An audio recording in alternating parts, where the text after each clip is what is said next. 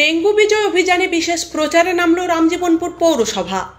বর্ষার আগেই ডেঙ্গু নিয়ে সচেতনতার বার্তা দিচ্ছে স্বাস্থ্য দপ্তর থেকে শুরু করে প্রশাসনিক মহল। ঘাটাল যেহেতু বন্যাপ্রবণ এলাকা, তাই প্রত্যেক বছরই ঘাটালের বহু মানুষ ডেঙ্গুতে আক্রান্ত হন। তাই এই বছর আগে থেকেই শুরু প্রশাসনিক তৎপরতা। রামজীবনপুর পৌরসভার উদ্যোগে প্রতিদিনই সাফাই অভিযান চলছে। আজ বিশেষ ড্রাইভ বলে জানান রামজীবনপুর পৌরসভার চেয়ারম্যান। রামজীবনপুর পৌরসভার চেয়ারম্যান কল্যাণ তিয়ারি নিজেই কোদাল হাতে নিয়ে সাফাই অভিযানে নামেন। কিছুদিন আগেই পশ্চিম মেদিনীপুর জেলা স্বাস্থ্য দপ্তর থেকে বিশেষ সম্মানে ভূষিত হয়েছে রামজীবনপুর পৌরসভা।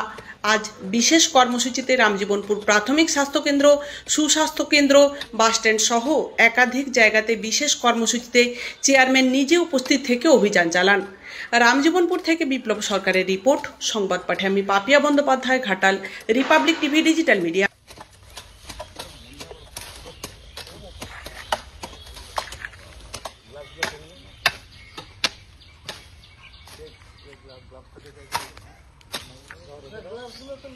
আজকে ডেঙ্গু বিজয় অভিযানে আমরা নেমেছি রামজীবনপুর পৌরসভা। আমাদের সঙ্গে কনজারভেন্সি, স্বাস্থ্য ডিপার্টমেন্ট সকলে আছেন।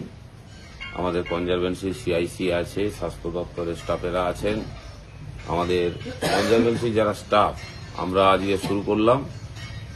গভর্নমেন্টের নির্দেশ অনুযায়ী আমাদের প্রত্যেক দিনই সাফাই চলে, কিন্তু আজকে স্পেশাল ড্রাইভ আমাদের রামজীবনপুর যে প্রাথমিক স্বাস্থ্য কেন্দ্র আছে সেইখান, বাস স্ট্যান্ড এবং আমাদের রামজীবনপুরের সুস্বাস্থ্য কেন্দ্রগুলি যেখানে আছে সেইখানে আজকে এই অভিযান আমাদের চলবে। আজকে স্পেশাল ড্রাইভ, এরকম আমরা 10 দিন ছাড়া আমরা স্পেশাল ড্রাইভ দিই এবং আমাদের দপ্তর, স্বাস্থ্য দপ্তর থেকে জেলা স্বাস্থ্য সম্মান পেয়েছে। এবারে আমরা ডেঙ্গু ফ্রি জোন করেছি এবং আগামী বছর, আসছে বছরও আমরা যাতে ডেঙ্গু ফ্রি জোন করতে পারি সেই চেষ্টাতেই আমরা নেমেছি।